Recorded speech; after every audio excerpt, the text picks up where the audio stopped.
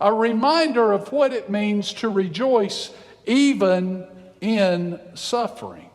Even when things aren't going well, we are to rejoice. Now let's talk about that for a moment. What might that mean? For the last 5 years, part of my ministry has been to talk with churches, their staff parish relations committee and their pastors to determine if it might be time for a pastoral move.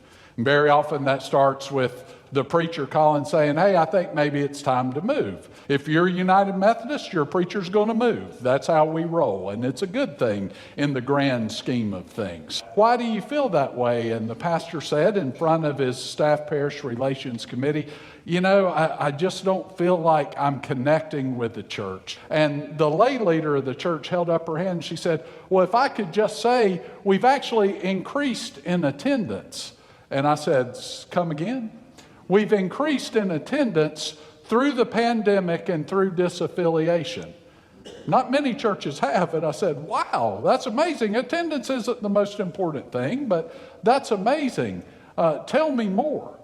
And the pastor said, well, I had these high hopes of having a homeless ministry for our town, and these people of this church are so kind. They agreed to cook breakfast for the homeless in the community on Sunday mornings, and we'd have a little worship service, but only 10 people are coming. And I said, you got 10 people coming to something new. You realize Jesus changed the world with 12 fellas that didn't get it, right?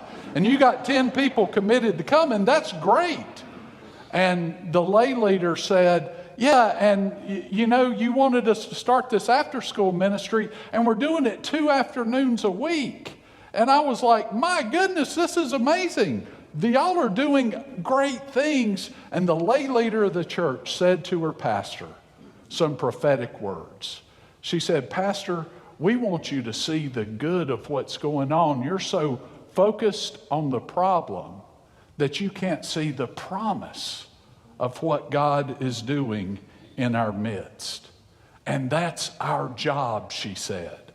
And I immediately said, will you just come in my car with me everywhere I go to say that? Because that's incredible.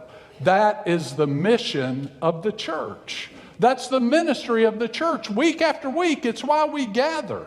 It's why we come together through the difficulties of life, the chaos that happens. We come to hear the promise of God over and over and over again.